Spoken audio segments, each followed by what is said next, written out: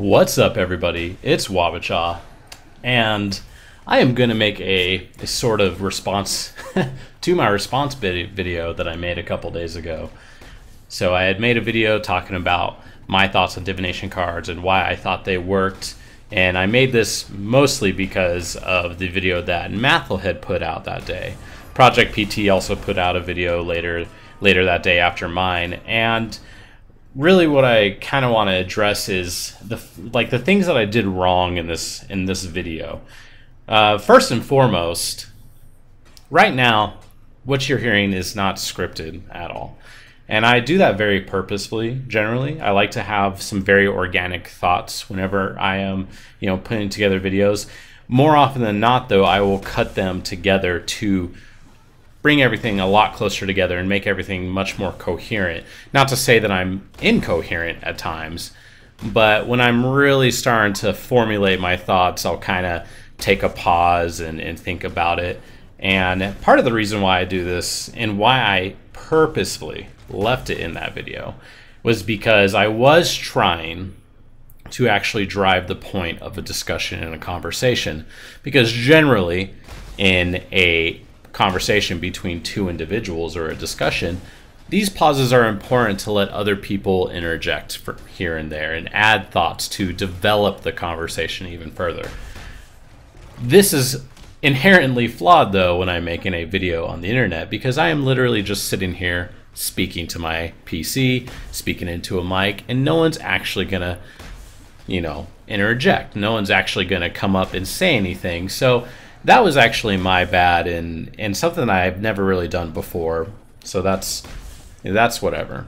The other thing that I did wrong in the video is that I did not establish context for the reasons that I felt the way I do, or for reasons that I feel the way I do about divination cards.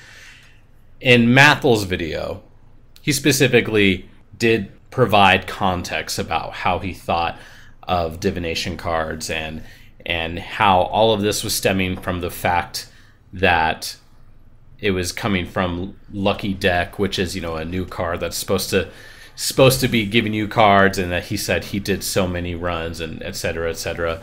And he did these things, therefore when he was actually going for the card, it just didn't seem to work out. And I understand that 100%. The context for me and why I think divination cards work is because in how I play Path of Exile, I don't have any issues with the fact that they are more rare because I am an active trading player.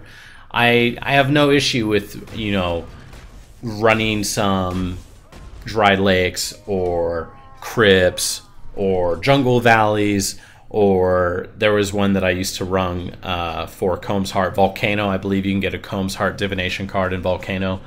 There are all sorts of things that I don't mind running to have the possibility of getting a divination card. And that was my context. I have no issue with purchasing a card if I really want to complete the card. Now, of course, there are cards that I think are much better, that I'm more likely to try to complete versus others. I don't think I would personally ever try to get Lucky Deck because it is a card to get more cards. And I don't purposely go out there to farm divination cards. It is just a bonus of the zone that I am in. It is supplementary to the things that I do. So because of this, I don't have an issue with divination cards. So a lot of people have been talking specifically about the offering as a divination card. And to be fair, I have found a Shavs, and I have not found the offering, the divination cards. However, I have only killed Merciless Shavs 20 times, maybe 20 times. And on top of that, there is one thing that I had said in the video that I probably should have expanded on. In fact, a lot of the things I said in the video, I probably could have rearranged it to make it a little bit more engaging, because the sad thing is I actually do feel very strongly about some of the points I made near the end of the video. It just took too damn long to get there. But the point that I made at the end of the video was simply that if you increase the stack, if you increase the amount of divination cards that you need and you make them drop more frequently, that is devaluing individual cards. And I do understand that if you are looking for a Mirror of Kalandra, just for example, let's just use that deck for example. If you are trying to build that deck, you will most likely pick up every single one. But that's not the case for most divination cards. And I think most divination cards are actually traded on PoE.trade. They are actually sold. A lot of people don't really farm for cards.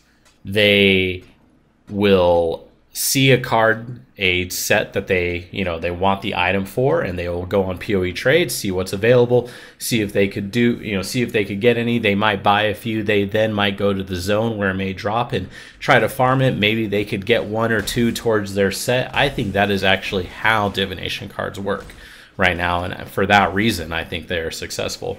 And then the other thing that I had said was rare items should remain rare. In the video, I said, that's a really plain statement, right?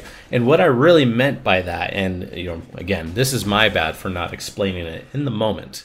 What I actually meant by that is that just because we have the card that gives you a Headhunter, a card that gives you a Shab's Wrappings, just because we have those cards does not necessarily mean that you should be able to systematically farm it. I do not think that at all, because if that's the case, no one would even bother buying Shabs. No one would even bother chancing Headhunters. If you could always do that, if you could always systematically farm the item that you want, there's no reason to ever trade for it. And Path of Exile is a game that is balanced around trading. Trading is in this game as it is, and this, and it's going to stay that way. I don't see us going to an auction house anytime soon. I don't see us going to a Diablo 3 no trade style. I don't see that coming anytime soon. I personally love trading, and I'm glad that it's here. And so the question that I'm going to leave everyone off with, as there have been comments in these videos, and as there's been a little bit more discussion between Mathel's video, Project PT's video, and now my video, this probably substantially better one that you're listening to right now, is the problem with divination cards not necessarily the drop rates, but of the people that are designing the divination cards. I think if we look at some of the most successful divination cards, or the ones that we like the most, we might see a pattern in that they are divination cards for, more common uniques, more common forms of currency. Are divination cards that give you extremely rare items inherently flawed for what a divination card is supposed to be? Because when we had divination cards first announced, and they put out manifestos on it, GGG has explicitly said they will not be designing a divination card. And what makes me wonder is, I wonder if they were to design a divination card, knowing how everything works, since they know full well the ins and outs of all their systems, I would be curious to what they would design. Do you think they'd make a card that was a tier 1 unique? Or do you think they would make a card for a gold rim? What do you guys think? Maybe it's a problem in the design of divination cards by the players and by the supporters, not necessarily the design from the developers. Again, thanks for watching. I'm probably not going to cut any of this video, and this was not scripted. Have a good one. See you later.